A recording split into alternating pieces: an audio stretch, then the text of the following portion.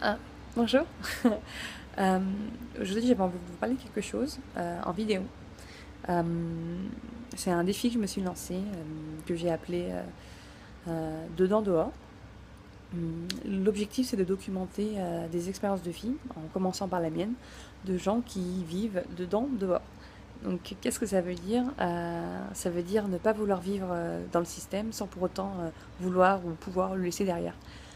C'est un thème qui me touche beaucoup, qui m'inspire beaucoup, notamment depuis la fin de mes études, où je me suis posé beaucoup la question en tant que designer de quel était le rôle qu'on avait à jouer euh, dans la construction de modèles qui font fonctionner la société dans laquelle on vit. C'est clair que personnellement, j'ai pas du tout choisi le chemin le plus traditionnel, mais en même temps, j'ai pas non plus envie de laisser le monde derrière moi parce que je trouve qu'il y a plein de choses qui marchent beaucoup dans ce système et aussi tout simplement parce que la majorité des gens que j'aime vivent dans ce système, sont embriqués dans ce système, donc je veux continuer à pouvoir interagir avec eux et construire avec eux. Euh, Aussi parce que dans les chemins les plus alternatifs que j'ai trouvés, il y a le Poupie à côté de moi, donc c'est la magie du live ou du semi-live.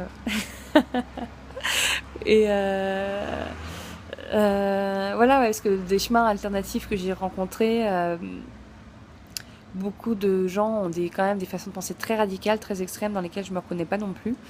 Donc voilà, donc ma question c'est aussi simple que ça, c'est peut-on vivre dans le système tout en ayant une expérience personnelle qui nous correspond, dans lequel on se sent bien, dans lequel on peut s'épanouir. Et voilà, c'est d'ailleurs ce qui m'a amené aujourd'hui au Portugal, parce que ça fait un moment que je me pose ces questions et je me suis dit qu'il était temps d'expérimenter de façon plus sérieuse, on va dire, plus expérimenter à fond sur ces idées que j'ai développées depuis pas mal d'années et de voir s'il était possible de construire un modèle de vie qui marche mais dans lequel je puisse aussi me sentir bien. Euh, et je sais que c'est un choix qui inspire beaucoup de mes proches et certains m'ont même encouragé à documenter et à partager ça de façon un peu plus large. Et voilà pourquoi aujourd'hui, du coup, je commence ce projet Dedans Dehors avec trois principes. Le premier, c'est Quick and Dirty. J'ai découvert ça hier et c'est juste parfait pour moi, qui est comment dire, une éternelle incorrigible perfectionniste, même si je travaille là-dessus.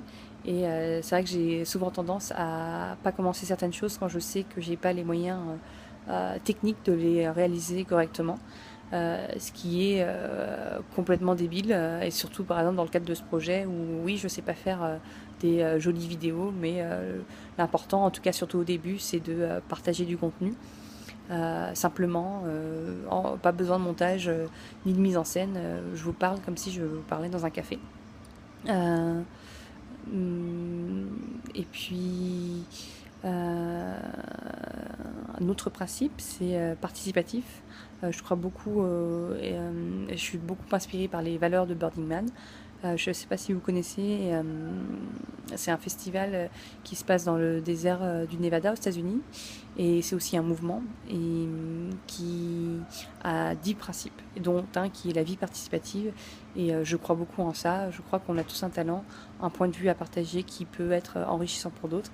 Et notamment dans cette thématique de dedans dehors, je pense qu'on a toutes nos expériences qui sont uniques peuvent nous inspirer mutuellement. Ça peut être l'occasion aussi de se partager des bons plans, de parler des risques, mais aussi des opportunités qu'un tel choix de vie peut apporter. Et le troisième principe, bah, c'est le thème en lui-même, dedans, dehors, parler de ce que ça implique, voilà, de ce mouvement que je pense, j'appelle ça un mouvement, en tout cas ce mouvement de pensée. J'ai l'impression qu'il y a de plus en plus de gens qui se posent ces questions-là. Je sais qu'il y a 2-3 ans, quand j'habitais à Berlin, on parlait beaucoup de misfits. Les gens qui voilà, sont en anglais, ça veut dire ne pas cadrer, ne pas rentrer dans le cadre. Et voilà, Steve Jobs en a parlé aussi. C'est de là que vient l'innovation, c'est le fait de penser justement out of the box. Et c'est un mouvement dans lequel je me suis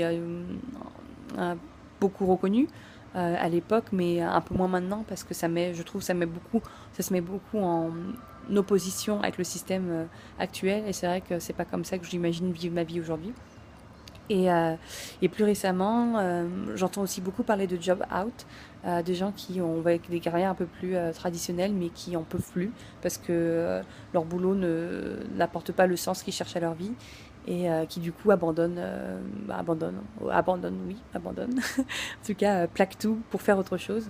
Mais il est évident que la majorité de ces gens-là n'ont pas non plus envie de vivre euh, complètement en dehors du système non plus, de façon marginale.